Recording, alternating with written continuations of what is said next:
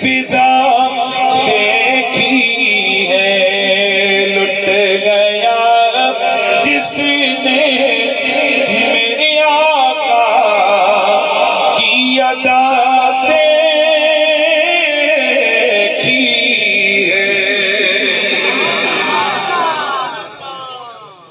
بعد از حمد و صلاۃ لائق سب تعظیم و تکریم وارثان محراب و منبر جمیع علماء ذی قدر و ذی مرتبت زیب مسند صدارت فخر السادات حضرت گرامی المرتبت قبلہ پیر سید محمد شاہ صاحب ادام اللہ ذلکم السامی لائق تعظیم و تکریم جملہ ثناخانان مصطفیٰ اہل سنت کی بزم کی رونق محافل اہل سنت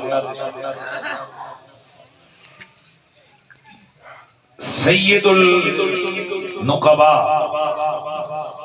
اہل سنت کی محافل کے نقیبوں کے سردار جناب محترم میرے بھائی محمد افتخار رضوی صاحب، دیگر جملہ ثناخانان مصطفیٰ اور آج کی اس عظیم الشان محفل میلاد مصطفیٰ کے جملہ منتظمین و منصرمین بالخصوص محترم جناب بھائی محمد شاہد لبا صاحب، جناب قاسم نمبردار صاحب، جناب محترم عبدالحی لنگڑیال صاحب، جناب محمد عادل لنگڑیال صاحب، جناب اختر لنگڑیال صاحب، جناب محترم شمس گھمن صاحب، دیگر جملہ منتظمین و منصرمین محفل حضا، جمیع غلامان مصطفیٰ، جمیع ساکنان گلبہار کلام، جمیع حاضرین و سامعین، السلام علیکم ورحمۃ اللہ تعالی وبرکاتہ۔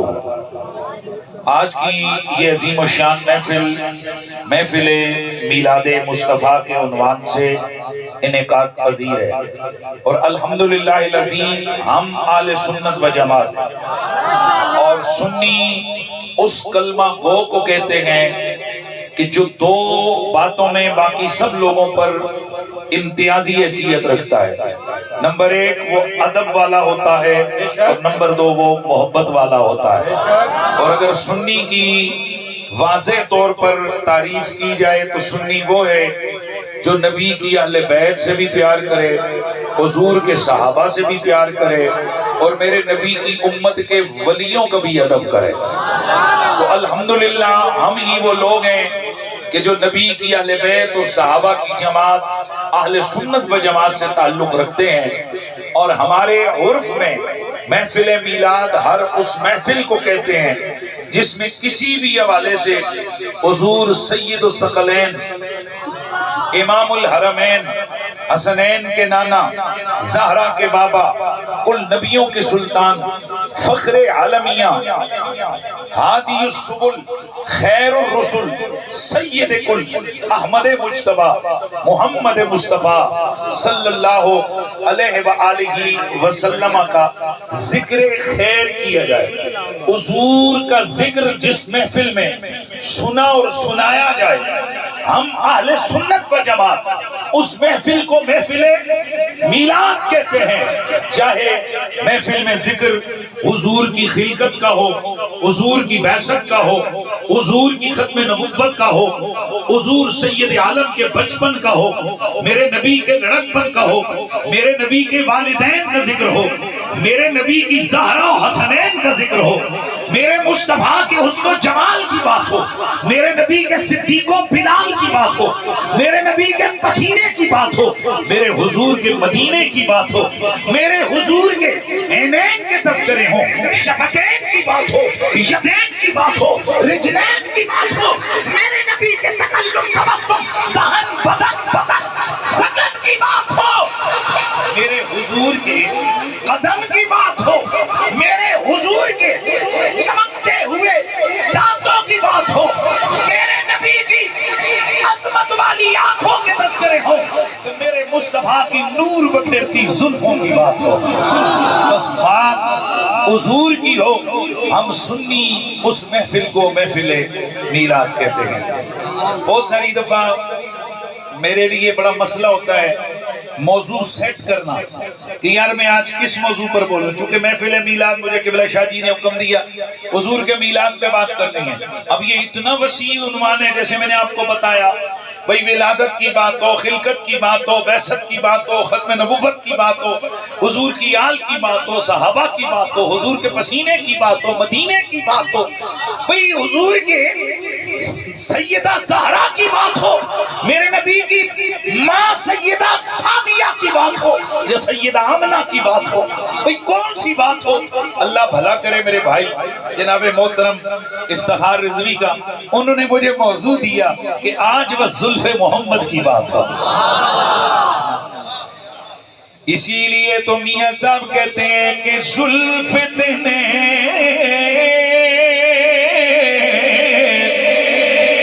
محبوب میرے دے کیڑا ویکھی فدا نہ ہویا، کس نے چلی تاب حسن دی، کیڑا ویکھ فنا نہ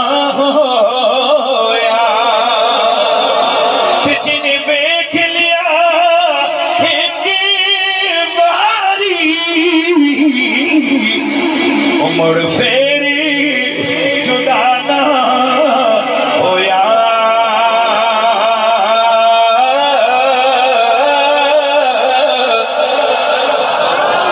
بلکہ یہ اعظم کا شعر ہے، میں میاں صاحب کا کہہ دیا، اور جنہیں ویکھ لیا جنہیں ویکھ لیا ہنگ پاری، مڑ پھر کدی جدا نہ ہویا۔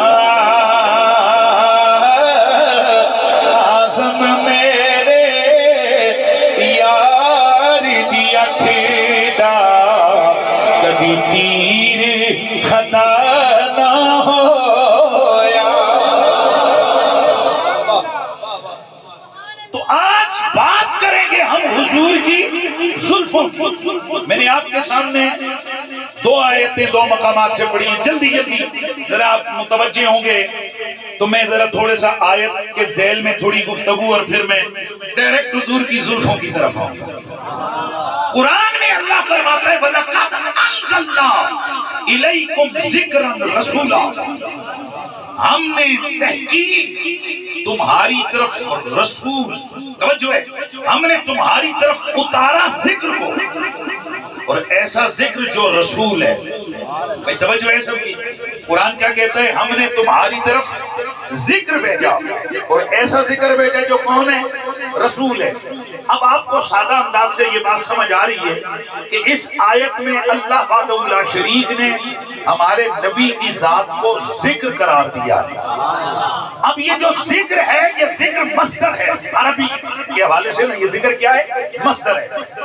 مصدر کبھی مبنی للفاعل ہوتا ہے، یعنی کبھی اس کا معنی ہوتا ہے ذاکر، اور کبھی یہ مبنی للمفعول ہوتا ہے جس کا معنی ہوتا ہے مذکور۔ تو اب معنی بنے گا ہم نے تمہاری طرف ایسے رسول کو بھیجا، ایسے نبی کو بھیجا کہ جو سراپا ذکر بن گیا ہے۔ کیا بن گیا ہے بولیے؟ اب یہاں سوال ہوگا جی آپ نے یہ سراپا ذکر کس کا معنی کیا؟ تو میں وہ تھوڑا عرض کر دوں کہ مصدر کبھی مبالغے کے لیے استعمال ہوتا ہے، جیسے کہا جاتا ہے زید عدل، زید سراپا عدل ہے۔ تو اب آ گیا رسول ذکر، رسول سراپا ذکر ہے۔ اب ذکر کا معنی ذاکر کرے تو معنی بنے گا میرا نبی سر سے لے کے پاؤں تک میرا ذاکر بنا۔ کیا مطلب ہے؟ کہ میرے یار کی ایک ایک ادا میری ذاکر، میرے حبیب کی آنکھیں میری ذاکر، سانسیں میری ذاکر، زبان میری ذاکر۔ بلکہ میں جلدی ایک حدیث پڑھ لوں، میں اکثر اس عنوان کے ساتھ پڑھا کرتا ہوں۔ میرے نبی کے صحابی حضرت عبداللہ بن مسعود رضی اللہ تعالیٰ عنہ ایک دن آپ بیٹھے اور آپ نے فرمایا لوگو رسول اللہ کے معجزے اور کمال پھر آپ نے میرے نبی کے کمال بیان کیا. آپ نے فرمایا اللہ کی قسم جب حضور لقمہ اٹھاتے، جو ہے حضور لقمہ اٹھاتے تو خدا کی قسم حضور کے لقمے سے بھی اللہ کے ذکر کی آواز آیا کرتی.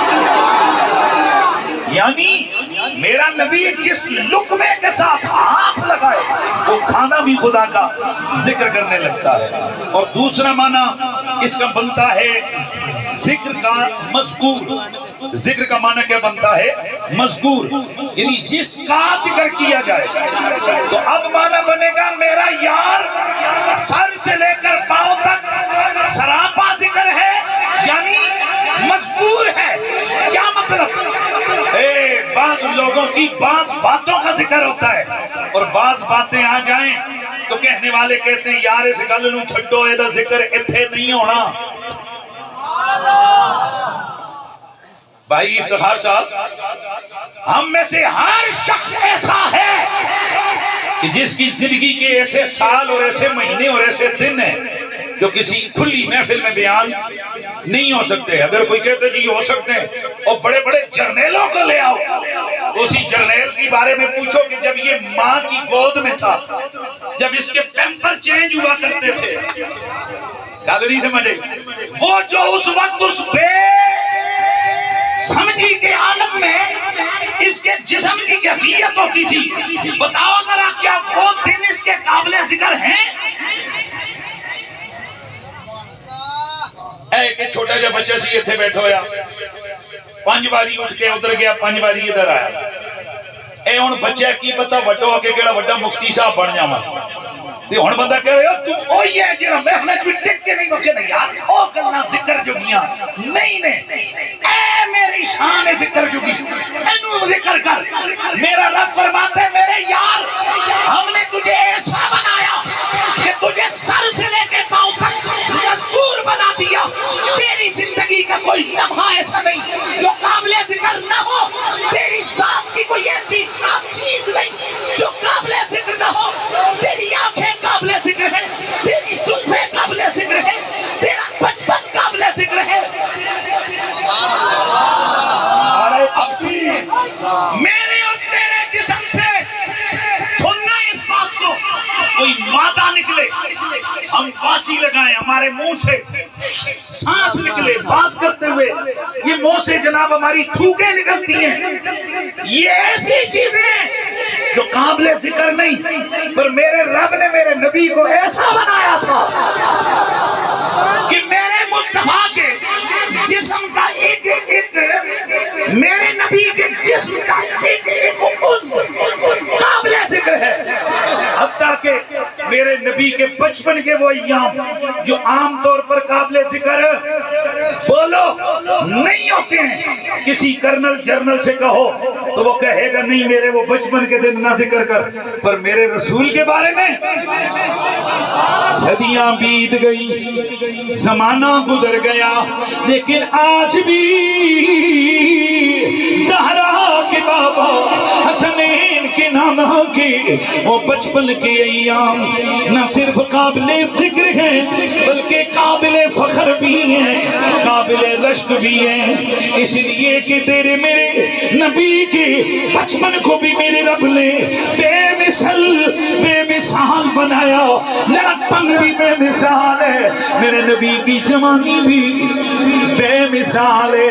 گرامی المرتبت حاضرین، ذرا آئیے، جب ہمارا کوئی بچہ پیدا ہو اس کے وہ لمحے ایسے ہوتے ہیں جنہیں ذکر کرنا ذکر نہیں کیا جا سکتا.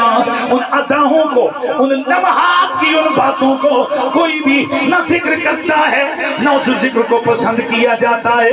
پر میرا نبی جب دنیا میں جلوگر ہوئے تو میرے نبی کی وہ زندگی کی وہ ایام، وہ لمحے بھی کس قدر عظیم میرے رب نے بنائے ہیں کہ میرے نبی کی امی حضرت سیدہ طیبہ حضرت آمنہ فرماتی ہیں لوگوں لما بدعتو، اور جب میرا لال محمد پیدا ہوا فرائیتو کان مکہولا مدہونا مختونا مغسولا مسرورا معطرا مطہرا کان ساجدا.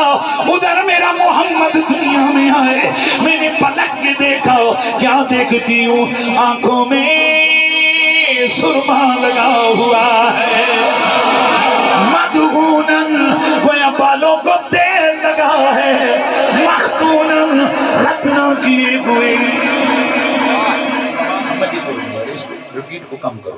مختون ختنہ کیے ہوئے ہیں، معطر خوشبو لگے ہوئے، مطہر پاک و صاف ہے، کان ساجدہ. ادھر میرے حضور دنیا میں جلوہ گر ہوئے تو میرے نبی نے اپنا سر سجدے میں رکھا ہوا تھا. میرے نبی کی امی حضرت سیدہ آمنہ اور اس کے بعد میرے نبی کی رضائی والدہ حضرت سیدہ حلیمہ، آپ فرماتی ہیں کہ جتنا وقت بھی محمد میرے گھر میں رہے کبھی ان کا سطر ننگا نہیں ہوا. کیوں کہ اگر کبھی کپڑا ہٹتا نہ جانے کیا ہوتا کہ فوراً ڈھک جاتا. میرا ذوق کہتا ہے خدمت کے اوپر قدسی فرشتے لگے ہوئے.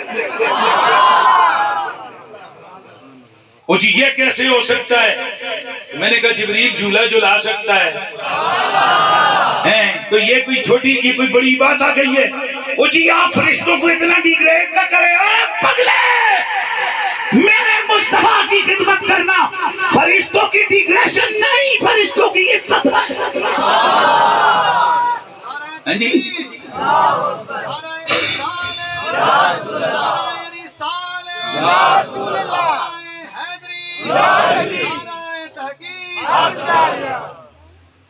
میرے نبی کی خدمت کرنا فرشتوں کی ڈیگریشن نہیں، فرشتوں کی بولو یار، فرشتوں کی عزت ہے. میرا نبی تو نبی ہے اور میرے نبی کے بچے، میرے نبی کی نسل، میرے نبی کی اولاد کی یہ شان ہے. میرے نبی کی حدیث ہے، میرے آقا سید المرسلین نے ایک دن اپنے صحابی کو بھیجا، فرمایا جاؤ علی المرتضیٰ کو بلا کر لاؤ. صحابی رسول گئے، واپس آئے تو ان کی کیفیت بدلی ہوئی. حضور نے فرمایا کیا ہے، ڈرا ہوا لگتا ہے؟ عرض کی یا رسول اللہ، میں نے دیکھا حضرت علی کے ذہن کے اندر چکی چل رہی تھی پر کوئی چلانے والا مجھے نظر نہیں آیا، اس لیے میں ڈر گیا کہ خود بخود چکی کیسے چل رہی ہے. میرے حضور مسکرائے، فرمایا میرے یار تجھے نہیں پتا، ان للہ ملائکہ، اللہ کے کچھ فرشتے ایسے ہیں جنہیں رب نے میری اہل بیت کی خدمت پہ لگایا ہوا ہے. او جی یہ کیا ہوا اہل بیت کی خدمت میں؟ میں نے کہا یہ بتاؤ، قرآن مجید میں اللہ تبارک و تعالی حضرت سیدنا حضرت موسیٰ علیہ السلام کی جو قوم بنی اسرائیل، وہاں ان کا ایک تابوت ہوتا تھا جس میں تبرکات بنی اسرائیل تھے، جس میں حضرت موسیٰ کا امامہ تھا، حضرت موسیٰ علیہ السلام کے جو عصا تھا، حضرت ہارون علیہ السلام کے جوتے تھے، دیگر تبرکات تھے. تو ذرا بتاؤ، قرآن نہیں کہتا کہ تحملہ الملائکہ، فرشتے اس تخت کو، اس صندوق کو اٹھا کر لائے؟ آگے جی یہ تو ہے. تو میں نے کہا اگر موسیٰ نبی کے جوتوں کو اٹھانے کے لیے فرشتے آ سکتے ہیں تو میرے مصطفیٰ کی آل کی خدمت کے لیے نہیں آ سکتے. اسی لیے تو پھر بریلی سے آواز آتی ہے. ذرا مل کے، میں نے اس لیے یہ انتخاب کلام کا کیا ہے تاکہ یہ سارے مل کے پڑھ لیں. اسی لیے تو پھر بریلی سے آواز آتی ہے میرے سیدی اعلیٰ حضرت امام اہل سنت، امام عاشقاں، قبلہ دلوں جا، امام احمد رضا خان علیہ رحمت الرحمن، آپ فرماتے ہیں کہ سب سے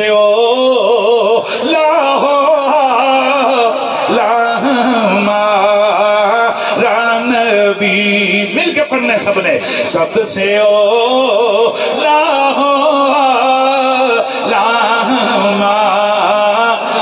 نبی، سب سے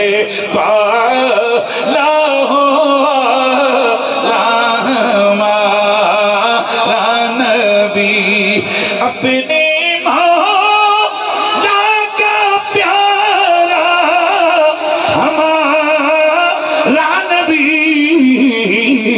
دونوں عالم کا دولہا اور یہ ہمارا اہل سنت و جماعت کا عقیدہ ہے کہ خلق سے اولیاء سے رسول، خلق سے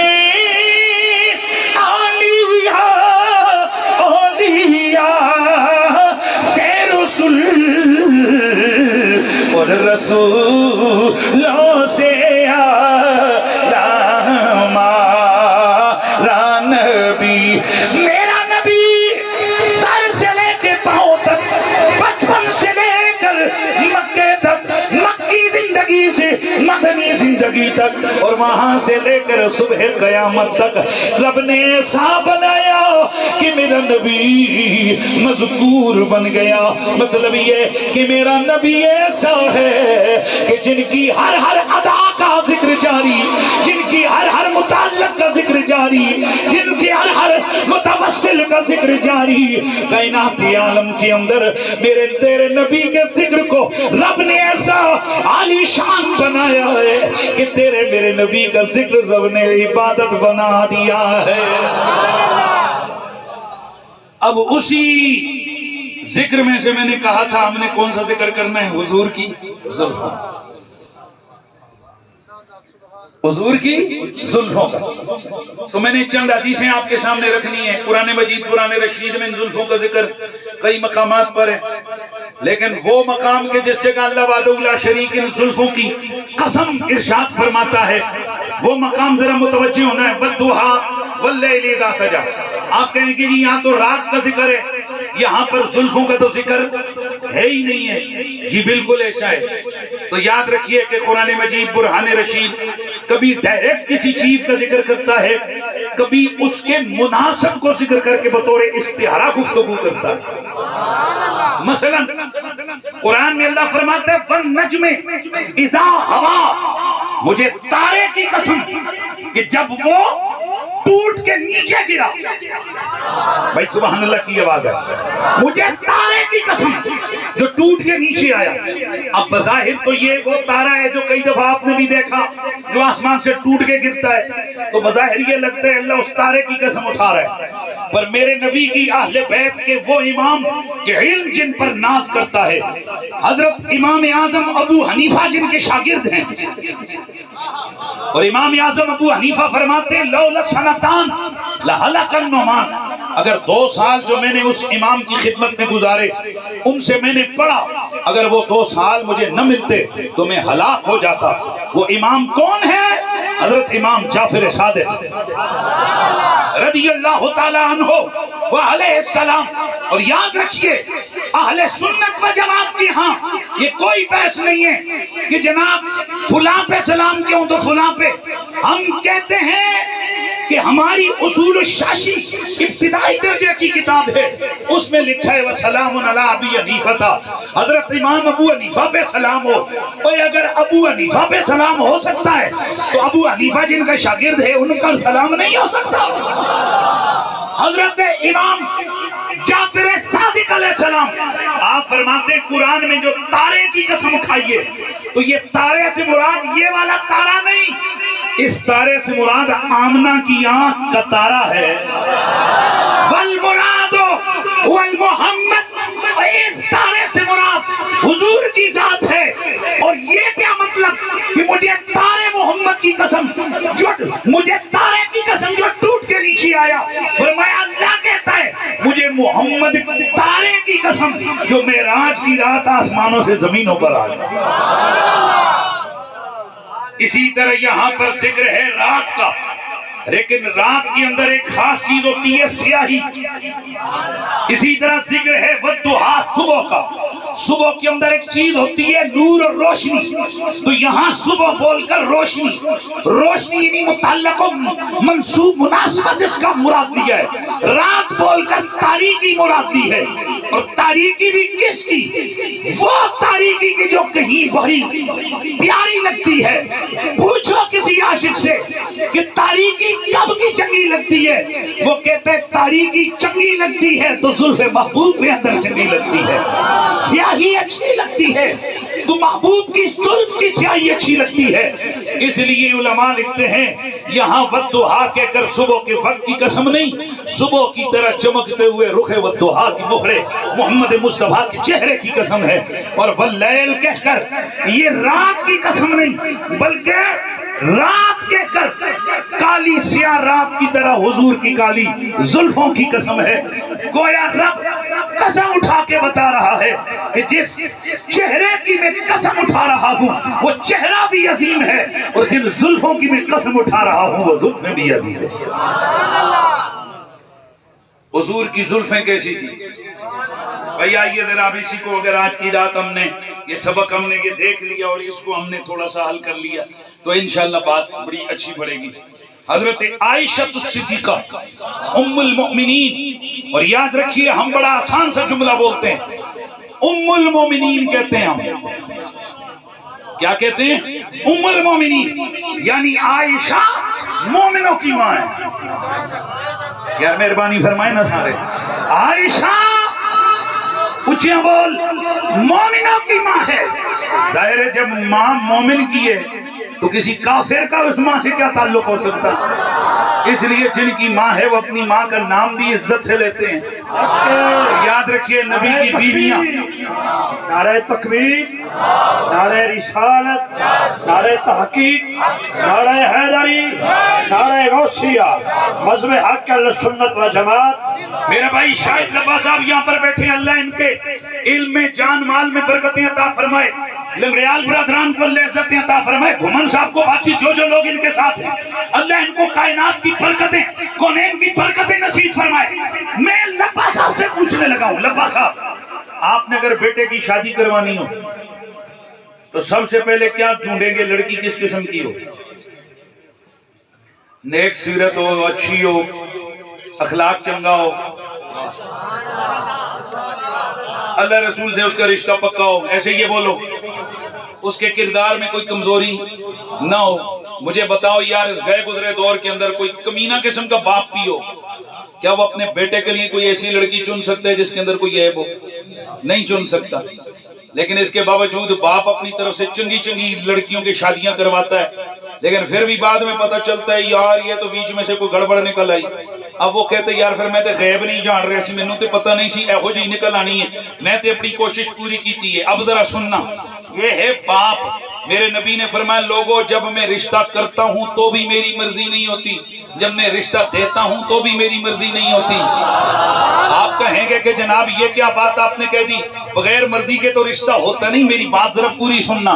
حضور فرماتے ہیں رب کی قسم جب محمد کسی عورت سے رشتہ کرتا ہے تب بھی مرضی خدا کی ہوتی ہے، اور جب میں محمد اپنی بیٹی کا رشتہ کسی کو دوں تو تب بھی مرضی خدا کی ہوتی ہے. گویا یہاں معاملہ میرے نبی نے ختم کر دیا.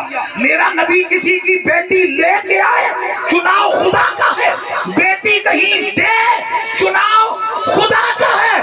تو سن، نبی کی بیویوں یا نبی کے دامادوں پہ جو انگلی اٹھاتا ہے وہ حضور پر نہیں، وہ ان دامادوں پر نہیں، وہ خدا کی ذات پر، خدا کے انتخاب پر انگلی اٹھاتا ہے.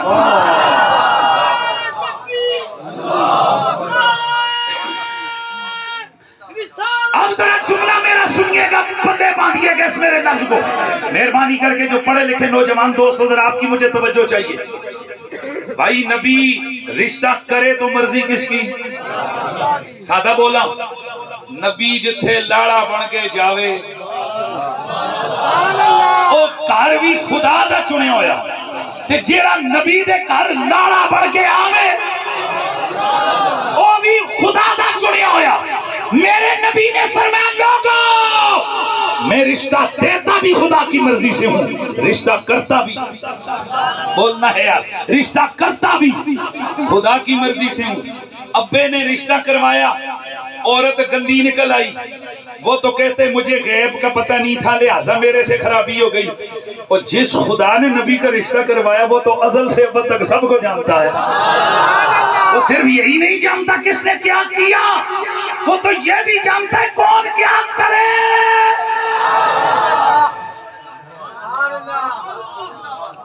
تو جس خدا نے تیرے میرے نبی کے بیویوں کا انتخاب کیا ذرا اپنے دل پہ ہاتھ رکھ کے بتانا، رب چاہتا ہوگا کہ میرے یار کے حرم میں کوئی ایسی عورت داخل ہو کہ جو قابل قدر نہ ہو، جو قابل کردار نہ ہو، جس کا کردار قابل ذکر نہ ہو؟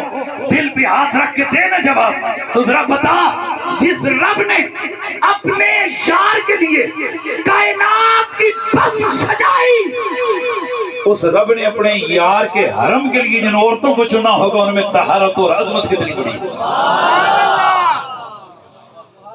ادھر سے پتا چلا جس گھر سے بھی میرے نبی کا رشتہ ہوا وہ گھر بھی شان والا، اور جس گھر میں میرے نبی نے بیٹی دی وہ گھر بھی بڑی شان والا۔ تو ذرا بتانا نبی کی بیٹیاں کس کس گھر میں گئی؟ حضرت عثمان غنی کے گھر میں میرے نبی کی 2 بیٹیاں، اور میرے مولا علی کے گھر میں میرے نبی کی بیٹیاں میرے مصطفیٰ کی۔ میں صدقے جاؤں، میرے نبی کے جگر کے ٹکڑے ہیں یہ سارے، میرے نبی کی اولاد نبی کے جگر کا ٹکڑا ہے۔ لیکن یاد رکھیے، میرا نبی اگر صحابہ میں سے سارے صحابی ہیں، اور سارے ایک جیسے نہیں ہیں، ابو بکر صدیق سارے صحابیوں کا سردار ہے۔ آستہ نہیں بولنا، مہربانی کرے۔ اب بندہ کہے جی ابو بکر صدیق کو سب کا بڑا کیوں کہتے ہیں سردار؟ اور بھائی رب نے بنایا ہے، نبی نے بنایا ہے، نبی نے بتایا ہے، اس لیے ہمیں کہتے ہوئے کیا حرج ہوتی ہے کہ سارے صحابیوں کا سردار ابو بکر صدیق ہے۔ اسی طرح بیٹیاں ساری میرے نبی کی ہیں، پر فاطمہ صرف بیٹیوں کی نہیں، کل کائنات کی عورتوں کی سردار میرے نبی نے بنایا۔ اس لیے پھر ہم نے یہ کہنا ہے، ہم نے یہ جھوم کر کہنا ہے کہ کوئی تجھ سا ہوا ہے کہاں فاطمہ، کوئی تجھ سا ہوا ہے کہاں فاطمہ، تو حسینین و زینب کی ماں فاطمہ، تو حسینین و زینب کی ماں فاطمہ، تو ہے حسینین و زینب۔ رکو، ہمیں کیا معلوم ہے کہ علی کون ہے، ابو بکر کون ہے، عمر کون ہے، عثمان کون ہے، یہ سب کون ہے؟ ہم ان ساروں سے پیار حضور کی وجہ سے کرتے ہیں۔ تو پھر مجھے ایک بات کا جواب دو، جس کا تعلق حضور سے ہو گیا وہ ہمارے عشق کا قبلہ ہو گیا، ایسا ہی ہے کہ نہیں؟ اور جو ایسے ہوں کہ جنہوں کو میرا نبی کہے کہ تم میری جانیں ہو، تم میرے جگر کے ٹکڑے ہو، اور جن کے بارے میں میرا نبی کہے یا اللہ اس وقت تک مجھے اپنے پاس نہ بلانا جب تک میں علی کو واپس دیکھ نہ لوں۔ اب بتائیے علی کی کیا شان ہوگی، اور اس فاطمہ کی کیا شان ہوگی، حسن حسین کی کیا شان ہوگی کہ میرے نبی پاک نے فرمایا اے لوگو، قیامت والے دن میں علی، فاطمہ، حسن اور حسین جنت میں ایک ہی درجے میں ہوں گے۔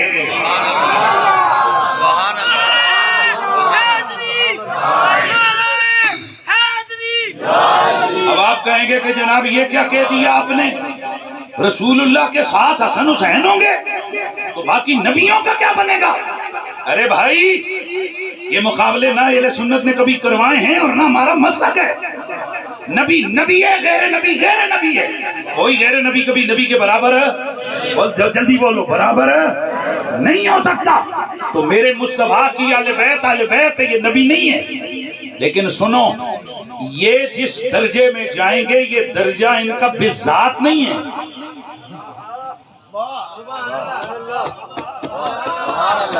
میں نے کہا تھا جواب دو، وزیر اعظم اس کے دے واسطے پڑھیں، وزیر اعظم اس واسطے، وزیر اعظم واسطے پڑھیں تو وزیر اعظم اس کے کل وزیر اعظم رہتا ہے۔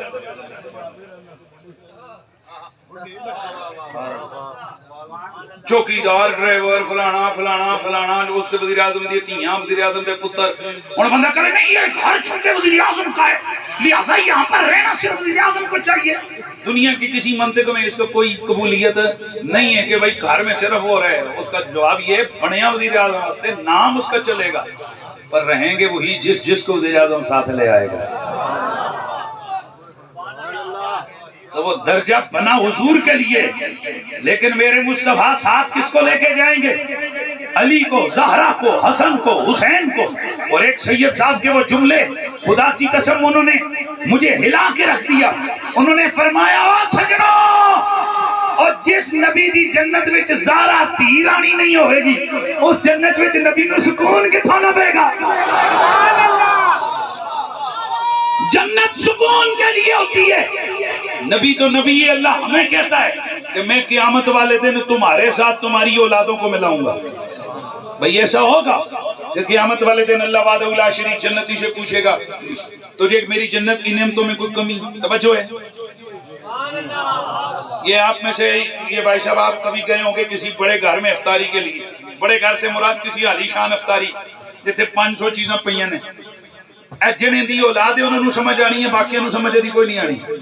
اوتھے جاندے نے نا تے انہاں دے دل وچ ایک گل ہوندی ہے کہ یار اے جو کچھ میں کھا رہا ہوں کاش دسترخوان تے میرے نال میریاں دھیاں وی ہون، میرے پتر بھی ہون تے اسی سارے مل کے اے سارا کچھ کھائیے۔ کہ ہنگ سمجھ نہیں آنی تے ہنگ سمجھو۔ اے جڑا بندہ بھی عمرے تے جاندا ہے انہوں اللہ دی قسم دے کے پوچھو اوتھے جا کے کہ اودے دل سے تڑپ نہیں آندی کاش اج میری اماں بھی میرے نال ہوئے، میرا ابا بھی میرے نال ہوئے، میریاں بچیاں بھی میرے نال ہون، میرے بچے بھی، کیونکہ اس وقت اس نعمت کا اس کو چس آ رہا ہوتا ہے۔ وہ کہتے ہیں کاش میرے اسی طرح جنت میں جنتی جس وقت جناب اللہ کی نعمتوں سے لطف اندوز ہو رہا ہوگا، ہر جنتی کے دل کے نہاں خانے میں ہوگا یار میں تے نعمتاں کھا رہے ہیں کاش میری اولاد بھی اتنے ہو۔ اللہ وحدہ لا شریک اس جنتی سے پوچھے گا اے جنتی تجھے کسی چیز کی کوئی کمی؟ وہ کہے گا مالک کوئی کمی نہیں ہے۔ پھر اس کے دل کے نہاں خانے میں مالک تو دیکھتا ہے نا، اللہ فرمائے گا یہ دل میں کیا چھپا رکھا ہے؟ یا اللہ تو دلوں کو جاننے والا ہے، میری تمنا ہے کہ میری اولاد اور ذریت وہ بھی آج میرے ساتھ ہو اور ہم یوں ہی سارے مزے سے رہے۔ قرآن کہتا ہے الحقنا بہم ذریتہم، اللہ حکم دے گا اے فرشتو میرے اس جنتی کی اولاد میں سے جو جو اہل ایمان میں سے ہے اسے لے آؤ تاکہ اس کی آنکھیں ٹھنڈی ہوں۔ اور بات سن، اور تیری میری جنت میں تیرے میرے بھائی بہنیں رشتہ دار جائیں گے تو بتا رسول اللہ کی جنت میں اور کون ہوگا اگر زہرا نہیں آئیں گے؟ حضور والی جنت میں حضور کے دل کو سکون دینے کے لیے یقیناً زہرا بھی ہوں گی، علی بھی ہوں گے، حسن بھی ہوں گے، بولیے حسین بھی ہوں گے۔ تو اسی لیے تو پھر یہ پنج تن ہیں، اسی لیے تم سنی کہتے ہیں کہ کنڈ کر نہ تو پنجانو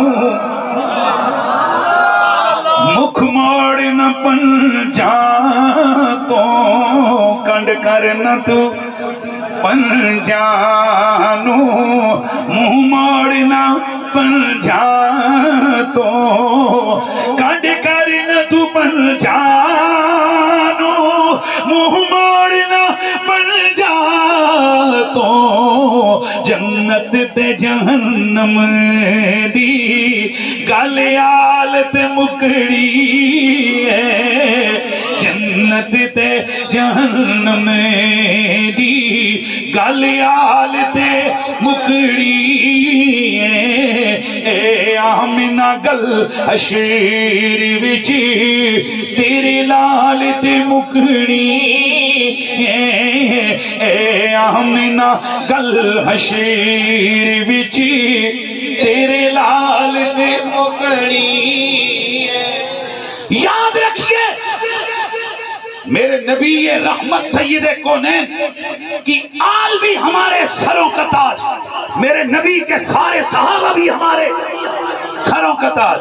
تو میں عرض کر رہا تھا میرے نبی کی ہی بیوی ہم مومنوں کی امی حضرت سیدہ عائشہ الصدیقہ آپ سلام اللہ علیہا آپ نے میری نبی کی زلفوں کی بابت بتایا، فرمایا فوق الوفرت ودون الجمہ۔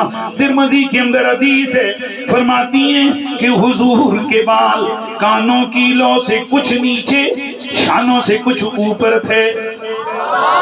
حضرت برا بن عازب فرماتے ہیں عظیم الجمت الہ شحمت اذنہ، حضور کی زلفیں گھنی بھی تھی لمبی بھی تھی اور حضور کی زلفیں کانوں کی لو کے برابر آتی تھی.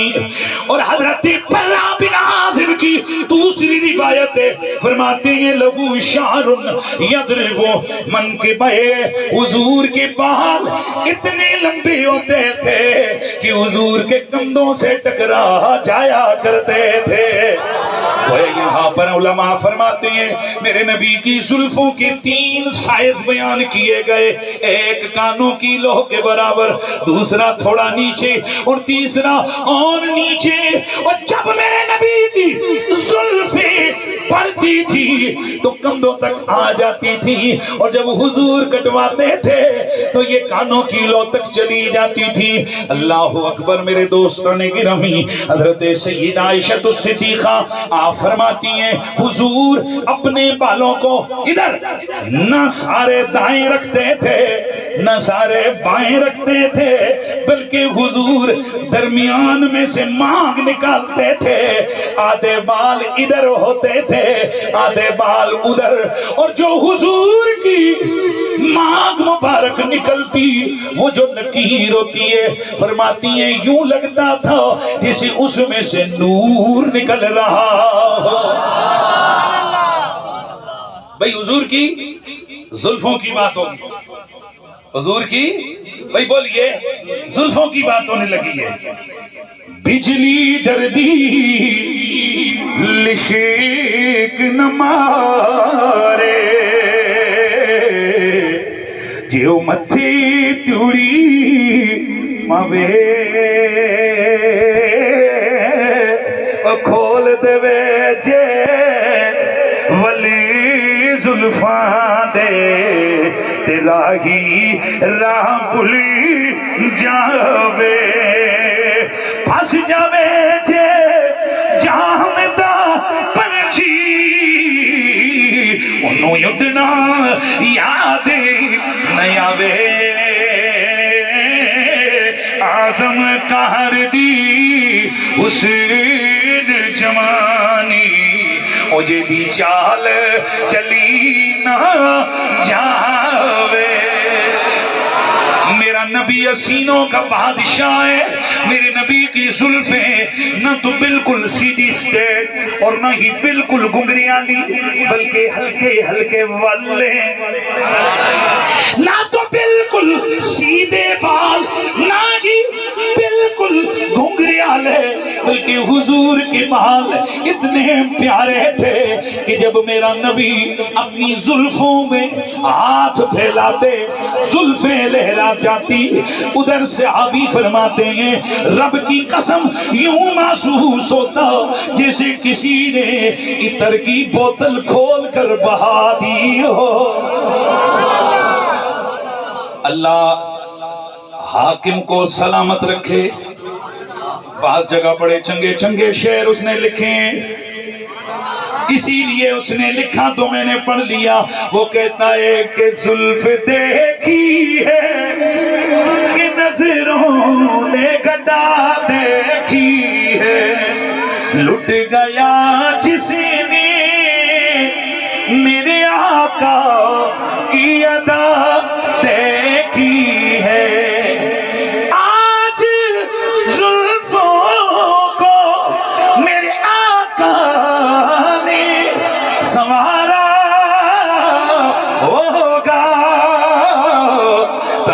حاکم نے معطر سی فضا